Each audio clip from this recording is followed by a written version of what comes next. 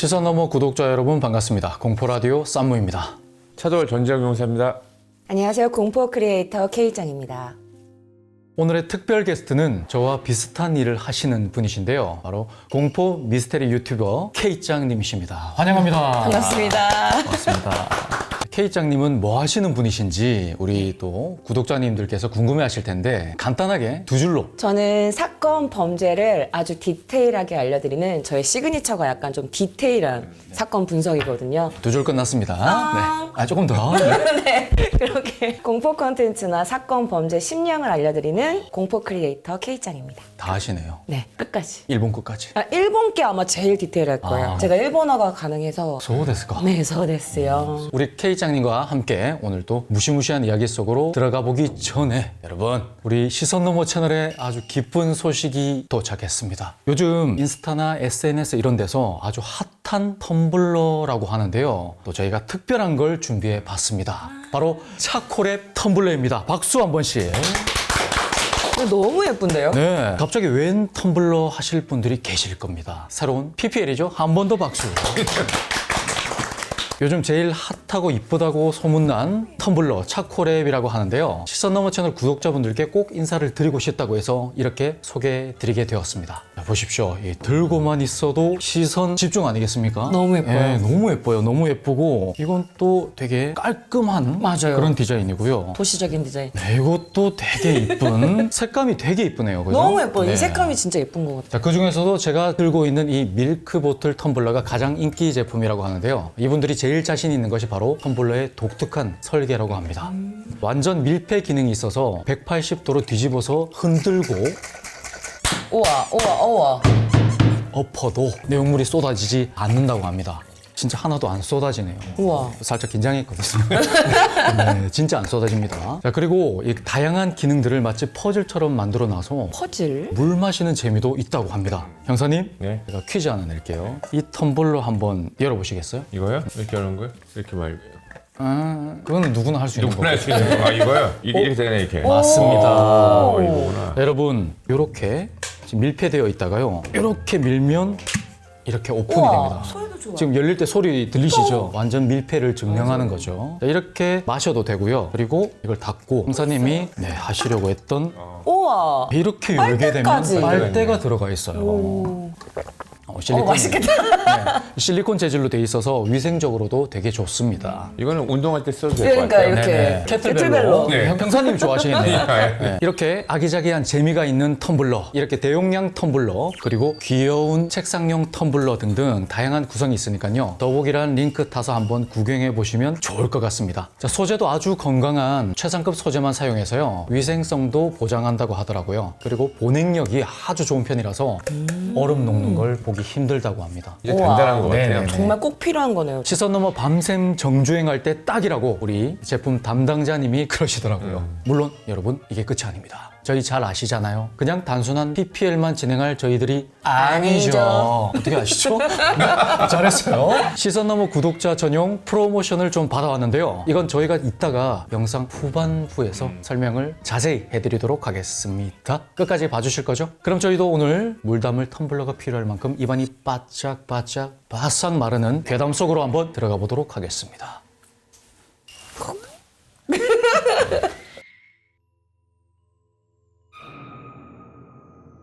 첫 번째 이야기는 제가 들려드리도록 하겠습니다. 이번 이야기는 태국과 관련된 이야기인데요. 이 태국이란 곳이 한국과 같이 아시아권이긴 하지만 문화도 언어도 다르니까 저처럼 경험이 없는 사람에게는 참 낯선 그런 나라입니다. 오늘은 이 동남아의 한 나라인 태국에서 아주 이상한 일을 겪은 바로 가명으로 영진 씨의 사연입니다. 몇 년 전에 영진 씨가 업무차 태국에 방문했을 때 일인데요. 앞으로 최소 몇 년 동안은 그곳에 머물러야 할 정도로 아주 긴 일정이었답니다. 일단 숙소를 구하는 게 가장 큰 문제였는데 다행히도 태국에 아는 지인이 연락이 왔어요. 이 지인이 방콕의 라차다라는 곳에 있는 아파트에서 거주하고 있었는데 이제 한국으로 돌아갈 때가 되었으니까 자기가 계약하고 있는 이 아파트를 이어받아서 거주하면 어떻겠느냐 그렇게 제안을 한 거죠. 그곳은 다소 허름했지만 나름 깨끗한 곳이었고 영진 씨는 흔쾌히 이 제안을 받아들였어요. 월세가 저렴하기도 하고 내부 상태도 꽤 좋았고 그때까지만 해도 영진 씨는 태국에서의 시작이 나쁘지 않다고 생각했죠.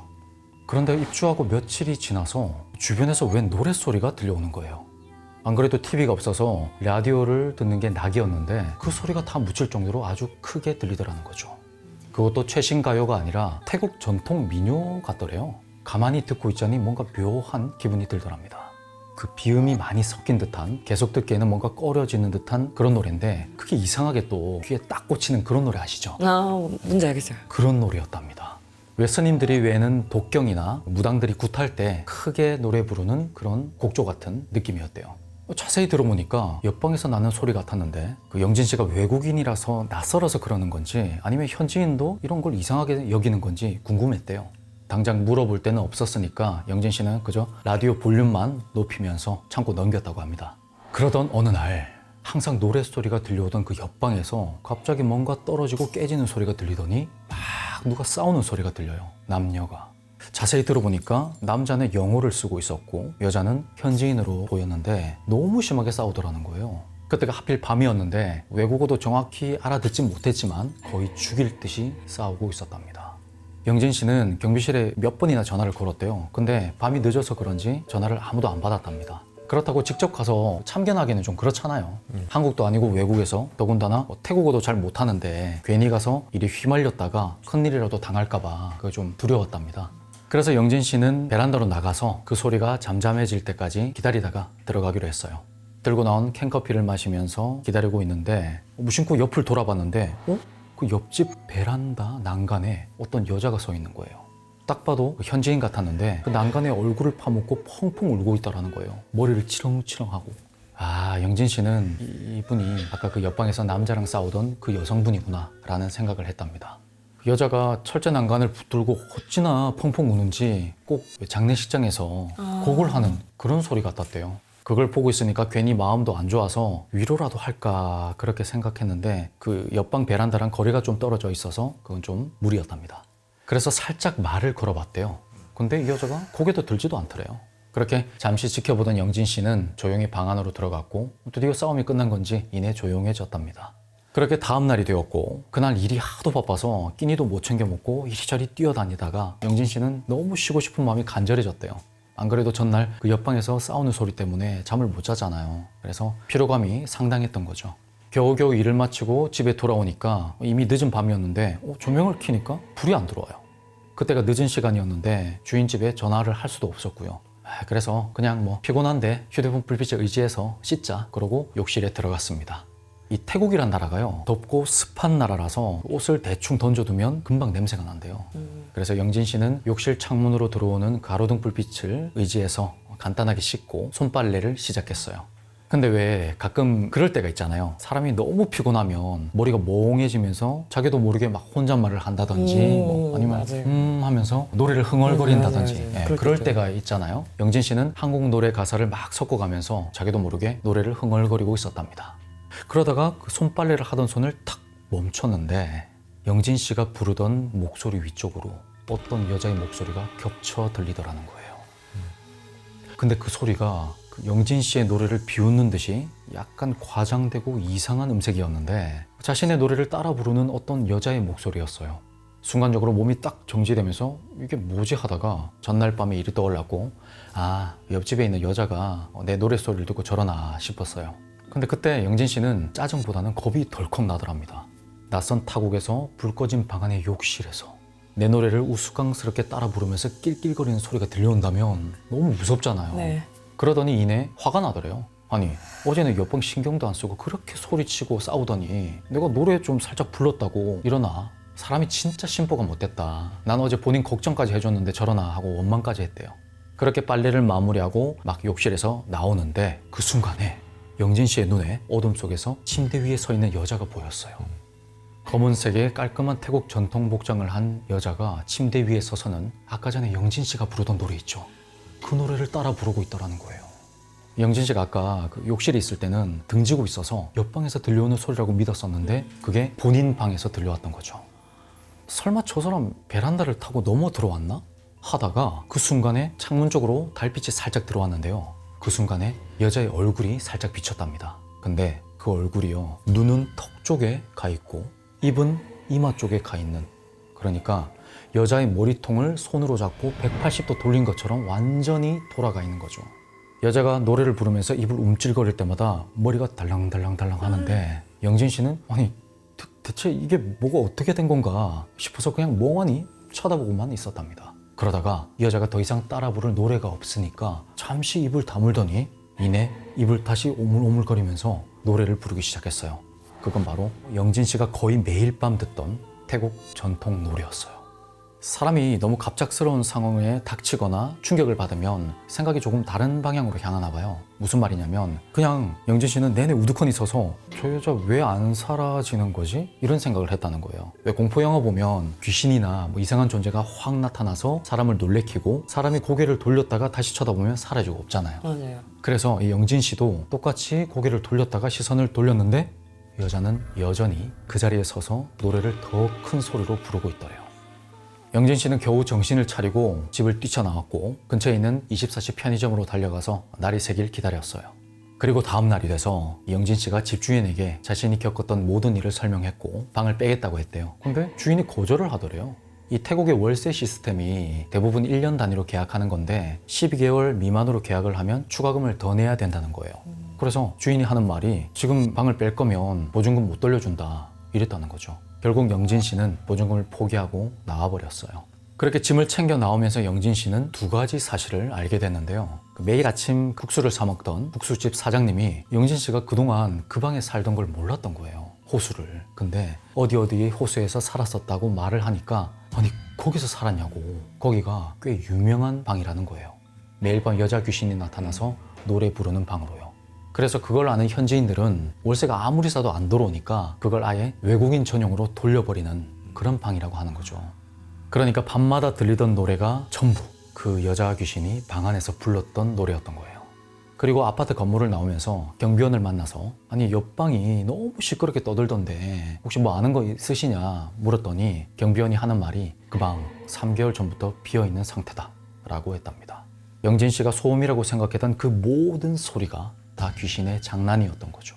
아무리 월세가 싸다고 해도 매일 밤 노래를 부르고 매일 밤 그렇게 싸우는데 뭐라고 하는 사람이 아무도 없었다는 걸 그제서야 깨닫게 된 거예요. 영진 씨는 현재 방콕에서 자리를 잡고 잘 지내고 계시는데요.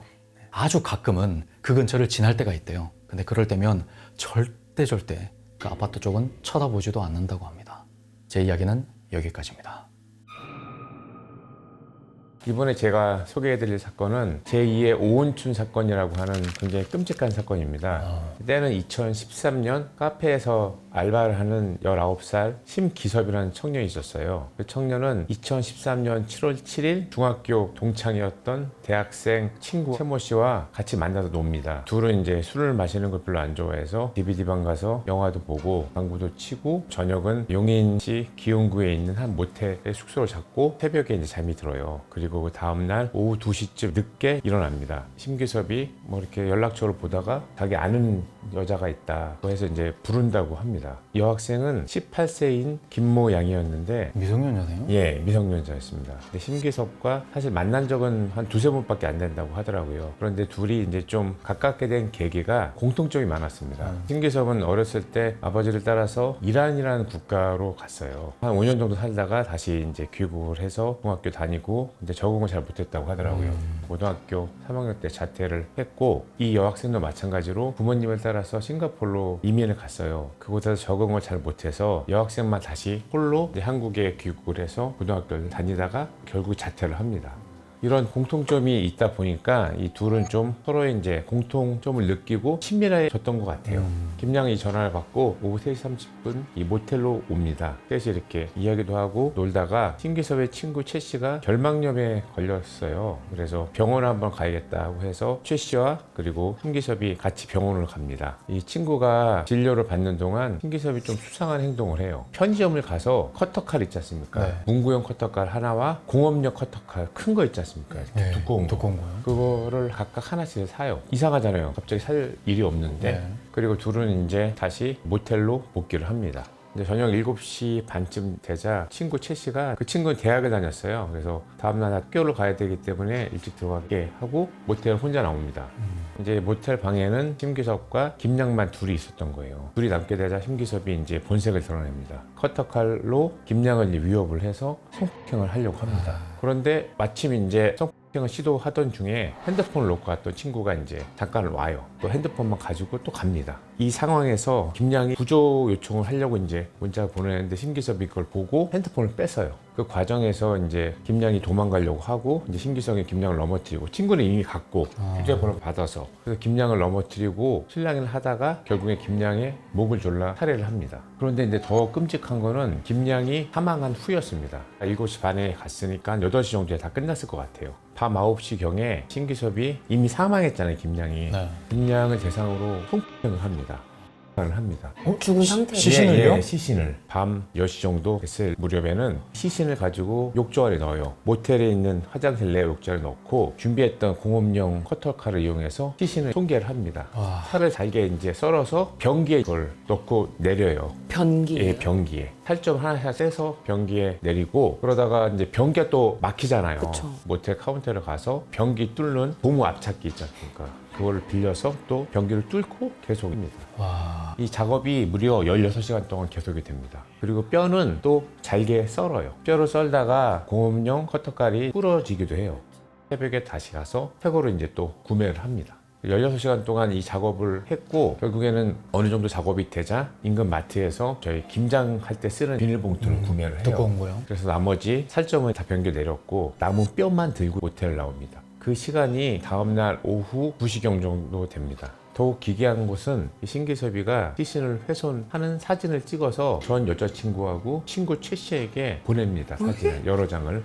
친구 예, 같이 메시지를 보냈는데 나는 지금 시신을 처리하고 있어. 너희들한테 보여주는 첫 작품이야. 와. 같이 할래? 이런 정신없는 메시지를 또 보냅니다. 그리고 또 자신의 SNS에는 피해자를 대상으로 한 내용을 작성을 합니다. 제가 돼 서울을 날아가세요. 당신에게는 어떠한 악감정도 좋은 감정도 없다. 나를 원망해라. 이런 류의 SNS를 올리기도 하고 자기는 뭐 일만의 죄책감도 없다. 이 피비린내 속에서 오늘 잠이 들어야겠다. 이런 류의 메시지를 남기기도 합니다. 근데 더욱 놀라운 건 범행 당시 신기섭이 술을 먹거나 약물에 중독됐거나 그런 상황이 아니었어요. 멀쩡한 상황이었고 이 피의자가 정신질환을 앓던 것도 아니었어요. 너무나 정상적인 상황이었어요. 이렇게 정상적으로 보이는 10대가 멀쩡한 상황에서 이렇게 여성을 살해하고 시신을 훼손했다는 이 사실로 당시에는 좀 굉장히 충격을 많이 받았죠, 사람들이. 이 사건이 발생하고 김양의 가족들은 연락이 안 되니까 7월 9일날 경찰에 실종 신고를 합니다.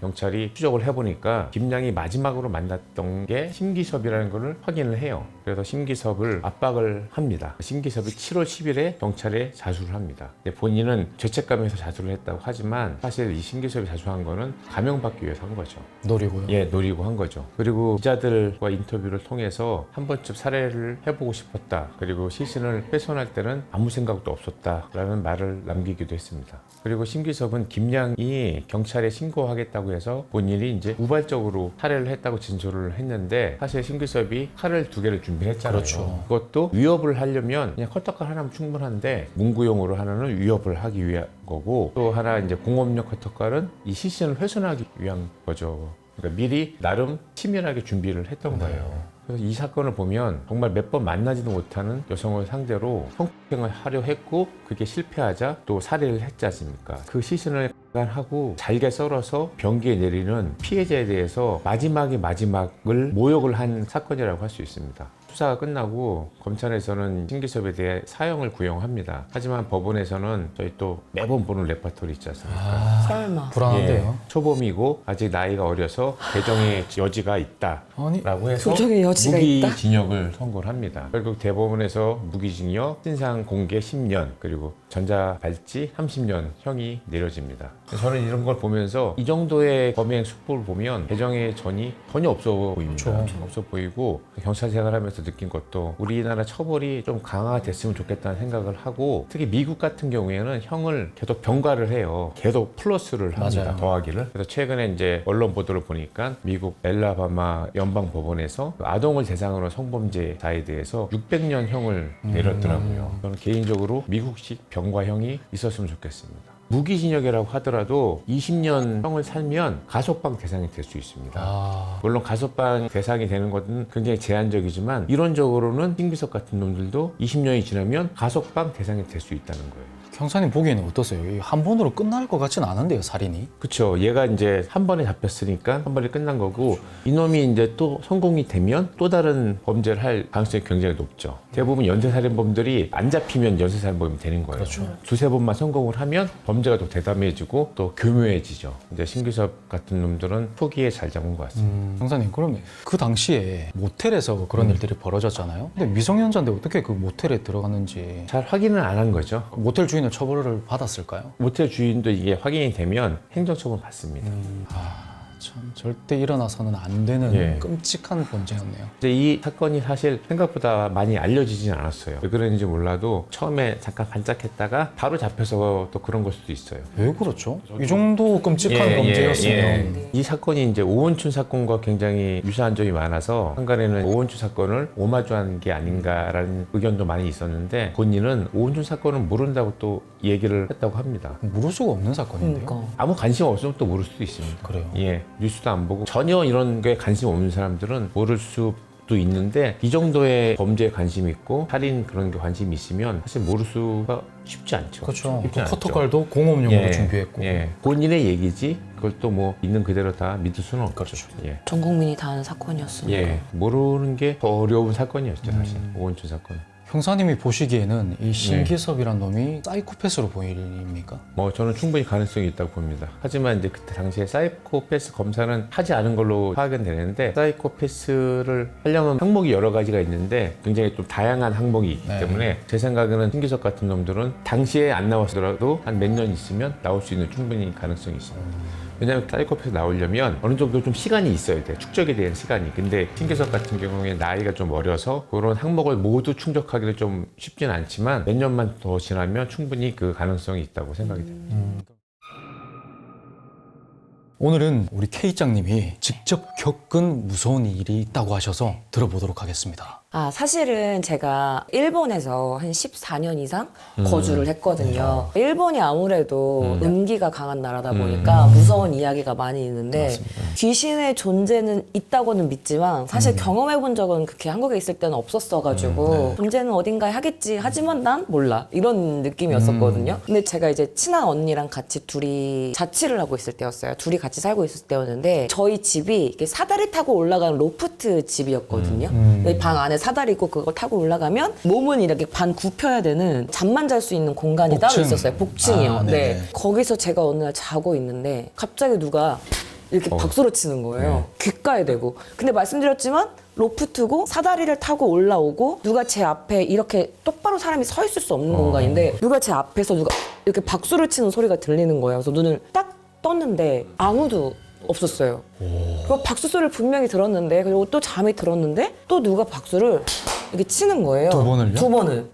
그래서 눈만 떴어요. 이렇게 깜깜하고 언니는 아직 퇴근해서 들어오지 않았고 누워서 그냥 천장만 이렇게 보고 있다가 다시 잠이 들었는데 갑자기 옆집에서 썸무이님 아까 하시란 말은 비슷한데 일본어로 일본 커플이 약간 다투는 소리가 들리는 거야. 나니시대는 이렇게 들리는 거예요. 그래서 그래. 맞아요. 남성과 여성 목소리인데 여성이 좀 많이 격양된 목소리로 나니시대 뭐 하나니다 막 이러면서 막 이렇게 싸우는 소리가 들리는 거예요. 일본은 목조 건물이 많다 보니까 방음이 잘 안 돼요. 그래서 진짜 바로 옆에서 말하는 것처럼 들려서 아 옆집인가 보다. 왜냐면 저희 층이 이제 2층 제일 높은 층이었거든요. 아 싸우나 보다. 뭐 커플인데 싸울 수도 있지. 그러면서 이렇게 잠이 들었다가 언니가 와서 이제 언니랑 얘기를 했어요. 옆집 커플이 싸우더라. 오늘 싸움 났나 봐. 뭐야 어떡해. 막 이러면서 그냥 이렇게 재미삼아 얘기를 했는데 언니가 갑자기 안색이 싹 바뀌면서 저한테 옆집 커플 이사 갔는데 지금 아무도 안 살아. 이러시는 거예요. 근데 제가 분명히 들었거든요. 싸우는 소리를. 그래서 제가 확인을 해보려고 부동산에 전화를 한번 해봤어요. 옆집에 누군가가 혹시 몰래 들어왔을 수도 있으니까 커플이 있는 것 같은데 확인 좀 부탁드려달라고 제가 전화를 했는데 아무도 안 산다고. 그리고 문이 잠겨있기 때문에 카기도 다 부동산에 있고 열쇠도 그래서 아무도 들어갈 수 없고 아무도 살지 않는다라고 하더라고요. 그럼 그 커플이 언제 이사 나간 거예요? 그건 모르겠어요. 근데 몇 달 됐다 그러더라고요. 근데 저는 근데 제가 지금까지 계속 옆집에서 그런 잘그작잘그작 생활소음이 들렸었거든요. 제가 혼자 있는 동안에는. 그래서 전 당연히 누군가 있겠지. 커플이 살고 있겠지라고 생각을 했었는데 몇 달 전에 이사를 간 거예요. 그러면 제가 그동안 들었던 그 생활소음은 다른 대체 옆집 아닌가요? 무언이지. 아니요. 저희가 맨 끝에 있었고 그다음에 옆집 이렇게 옆집이 있었고 있었거든요. 그래서 이 옆집 반대편에 있을 수가 없어. 형사님이 네. 역시 이런 날카로우시다. 질문을- 네. 저도 형사님이 약간 빙의되자면 네. 혹시 그 옆집 커플이 진짜 작은 어떤 걸 놔두고 간 거예요. 몇 달 만에 다시 찾으러 온 거야. 근데 결혼 반지 어땠어? 우리 커플링 어땠어?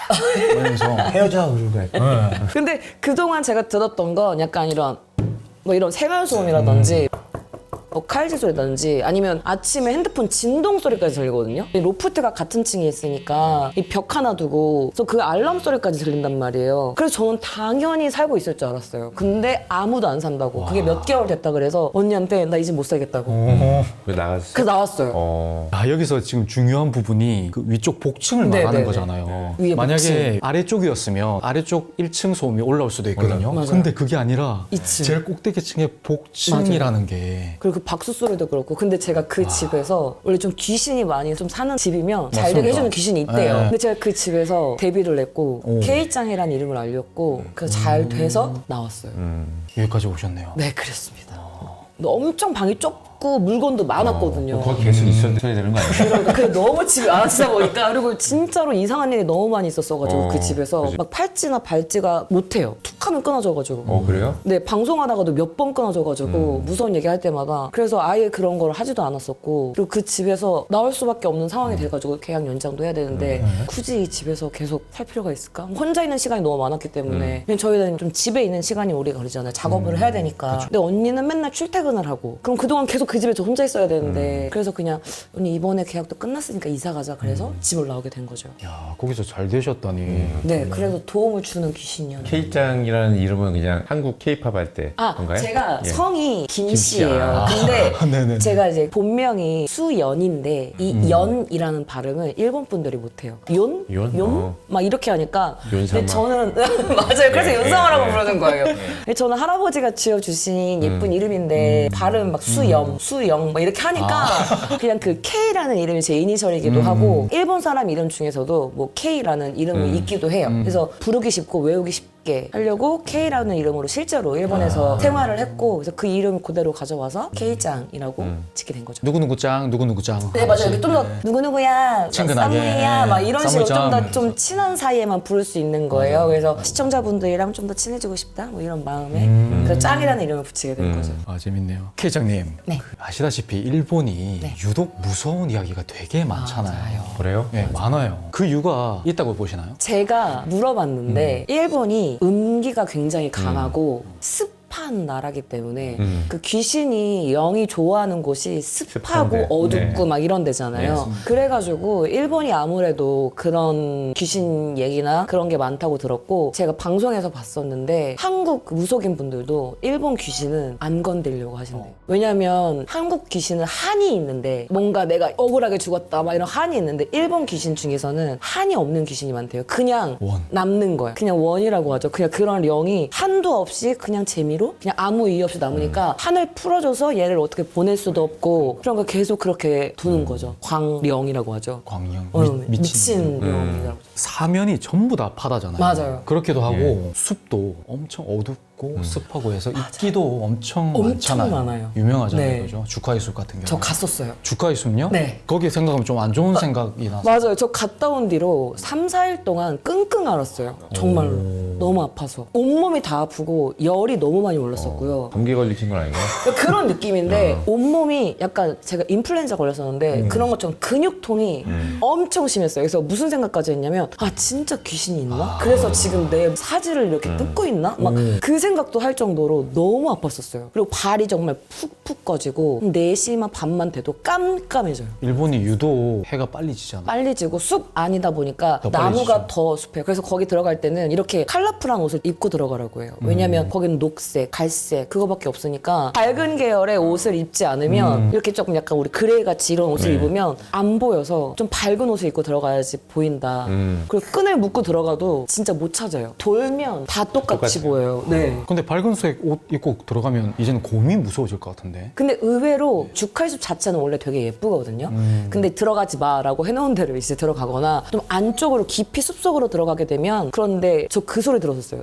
그 고라니 울음소리를 쫙 와 이렇게 사람 소리 입조를 안 들고 맞아요. 처음에 되게 놀랐었는데 가만히 들어보면 고라니인가? 네, 고라니 소리.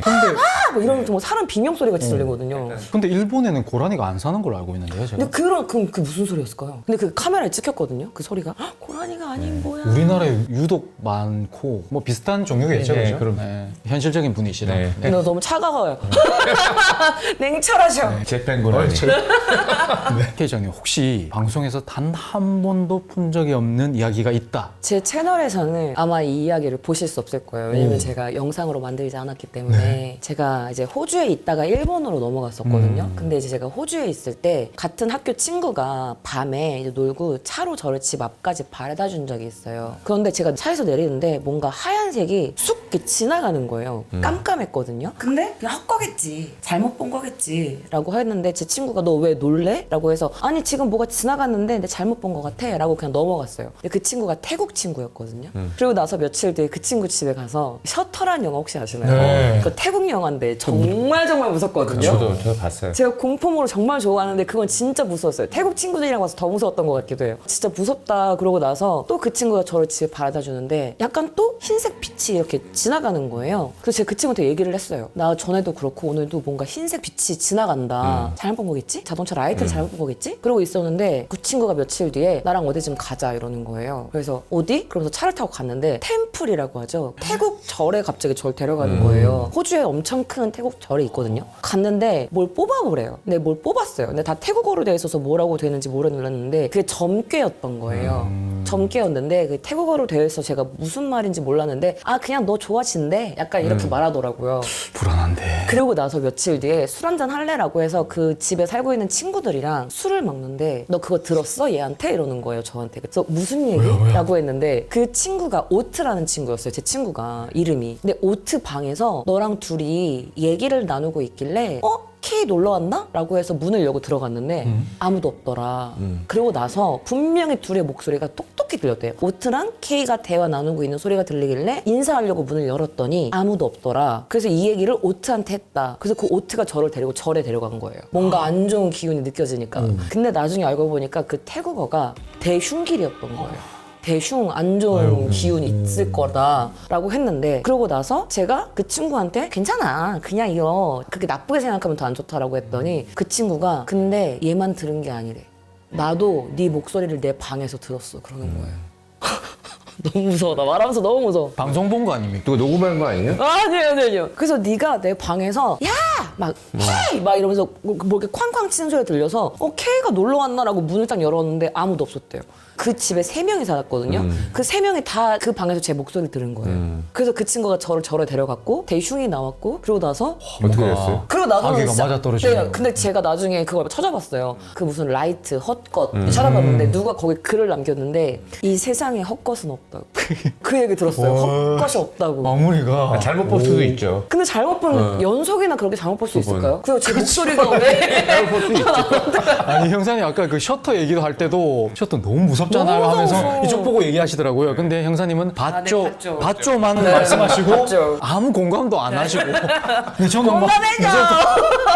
네 봤죠. 요 사실만 딱 말씀하시고 입을 꾹 다무시더라고요. 네. 진짜 무서운데. 네, 이런 분이시는 게 이제 적응되셨죠? 네네네 완벽하게. 네네네. 네네. 근데 하얀 게 진짜 쑥 지나갔다. 지나갔다고요? 쑥 지나갔어요. 제 눈앞으로. 그래서 그냥 저도 처음에는 빛이 반사돼서 보인 거겠지라고 했었는데 연속으로 그 친구가 저를 집에 바라다 줄 때마다 그런 증상이 나오니까 그런 현상을 느끼니까 뭔가 이상하다라고는 느꼈는데 저는 그 약간 그것도 의심했어요. 절에서 그 뽑는 게 대흉이 나왔다고. 네네. 다 대흉 아닐까요? 그게 그럴 수가 있어요? 대흉이 다 뽑는 아니, 족족인데 다 하고. 그럼 누가 그 절에 가서 점괘를 뽑겠어요? 돈 주고. 너 그거 여기 뭔가 해야 된다. 맞아. 뭔가 해야 된다. 구슬해야 된다. 돈 내고 이거 해야 된다. 아니면 10개 중에 9개가 대흉이야. 아 근데 그럴 수가 없는 게 그 상자를 뽑거든요. 근데 그 스님분들은 멍이라고 하는데 그분들은 그냥 뽑다고 뽑는지 상관없이 그냥 자기 볼일 보시고 그냥 뽑고 그냥 가는 거예요 집에.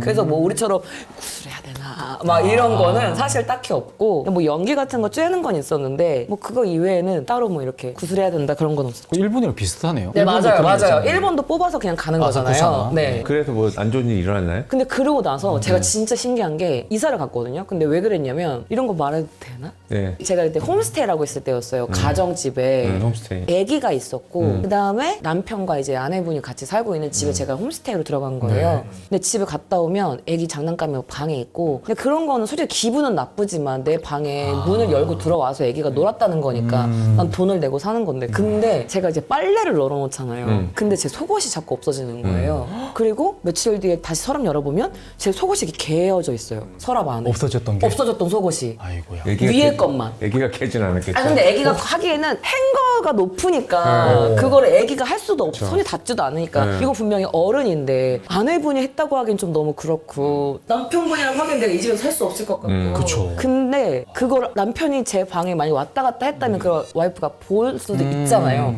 근데 어느 날 제 바지가 청바지를 걸어놨었는데 누가 칼로 제 바지를 찢어놓은 거예요. 허벅지 부분을 찢어놓은 거예요. 빨래 걸려있는 상태에서. 근데 이거는 이 집 식구 아니면 아무도 없잖아요. 그래서 제가 그 집에서 나와야 될 것 같은데. 나왔어요. 네, 나왔어요. 이사를 나왔어요. 큰일 날 뻔했네. 그래서 진짜 누가 조상님이 빨리 이 집에서 나와라 신호를 주신 건지 모르겠지만 그래서 며칠 있다가 그 절에 가고 나서 한 3주 뒤? 그 3주 뒤에 그 집에서 제가 나왔어요. 그래도 대흉은 없었네요. 그렇죠? 근데 그게 되게 흉이죠. 근데 제가 듣기로는 하얗게 어떤 불빛처럼 네. 빛나는 어떤 존재는 네. 수호령이라고 제가 들었거든요. 오 맞나 봐. 예, 지켜주는 수호령이래요. 그래서 이 집에서 빨리 나와 막 이게 그렇죠. 이상한 거야. 그 경고 줬나 더 보다. 심각한 일을 겪기 전에 빨리 나오게끔 맞아요. 정신 바짝 차리게 해서 놀라게 만든 다음에 그런 아기가 맞아 떨어지게 하고 이사를 했다. 그렇게 생각했어요 저도 그때. 하게끔. 그래서 누가 저를 지켜주나 보다. 이 집 이상하니까 빨리 나와라. 그렇게 해주지 않았던 걸까? 막 이 생각이 들었어요. 야, 근데 그 진짜로. 수호령님은 호주까지 따라가셨네요. 힘드시겠다. 일본도 근데 갔다가. 진짜 이거 좀 이상한 얘기인데 네. 방송할 때 어떤 분이 뭐 이렇게 딱히 믿는 건 아닌데 저희 조상님이 너무 세시대요. 너무 강력해서 저를 되게 보호해주고 계시다고 그랬어요. 그래서 저는 진짜 죽을 고비도 몇 번 넘기고 근데 그게 다 잘 풀렸거든요. 그래서 조상님이 진짜 계시다면 너무 감사하다고 해서 저는 진짜 맨날 기도해요. 고비를 차라리 처음부터 안 겪게 해주셨으면 좋겠다. 그래서 저도 그 생각을 하거든요. 근데 그래도 내가 이만큼 당할 거 요만큼만 당했다라고 생각하면 또 이해가 가. 맞아요. 그럼 납득이 마음도 되고. 좋고 맞아요. 감사하고 그죠? 감사하죠. 여러분 오늘 이야기 어떻게 들으셨습니까? 그리고 여러분 아주 중요한 순서가 남아있죠. 초반에 말씀드렸던 차콜의 텀블러 프로모션을 저희가 받아왔거든요. 무려 3가지입니다. 3가지. 그 첫 번째는 바로 네이버 스마트 스토어 알림받기 설정을 하시면 무려 1,000원 포인트를 준다고 합니다. 예, 좀 뭐 별거 없죠. 그죠? 그래도 감사합니다. 감사합니다. 그 다음이 점점 혜택이 높아지거든요. 제가 밑밥 좀 깔아봤습니다. 오케이. 그리고 두 번째는 와 저희가 지금 손에 들고 있는 바로 빨대 소리입니다. 와 어떻게 이렇게 앙증맞고 귀엽고 너무 깔끔하게 귀여워요, 만들었는지 디자인이. 그죠? 색깔도 너무 예쁘고. 네. 이렇게 3가지 색상 중에 한 가지를 랜덤으로 보내드린다고 합니다. 어떻게 하면요? 바로 차콜앱 인스타그램 팔로우를 하시면 보내주신다고 합니다. 위생적으로 사용하려면 맞아요. 꼭 진짜 있어야 되는 길고. 제품이죠. 왜 네. 끝까지 닦이거든요. 맞습니다. 그리고 세 번째는요. 이거 좀 웅장한 부금 좀 깔아줘야 될 것 같은데. 와. 지금 이 영상 댓글을 다시면요. 무려 5분을 뽑아서 차콜앱 텀블러 1개씩 5분에게 챙겨준다고 합니다. 이렇게 예쁜 걸. 왜 박수로 안 치시죠? 박수! 주세요. 이거 말이 안 되죠, 말이 안 되죠. 여러분, 저희 시선너머 채널이 다른 대형 채널에 비해서는 댓글 수가 그렇게 많은 편은 아니거든요. 그래서 당첨 확률이 아주 매우 높다는 사실을 여러분 생각보다 댓글 추첨 이벤트 당첨 확률이 매우 높은 채널입니다. 믿져야 본전이니까 댓글 마구마구 달아보시고 한번 기다려 보십시오. 여러분에게 행운이 돌아갈 겁니다. 5분에게 미리 축하 인사드립니다. 축하드립니다. 여러분, 저희는 오늘 여기까지 하고요. 다음 시간에 또 뵙도록 하겠습니다. 감사합니다. 감사합니다. 바바바바바바바. 근데 이거 너무 귀여워요, 진짜. 형사님 건배 한번 하시죠. 예, 간파이. 간발. 건배.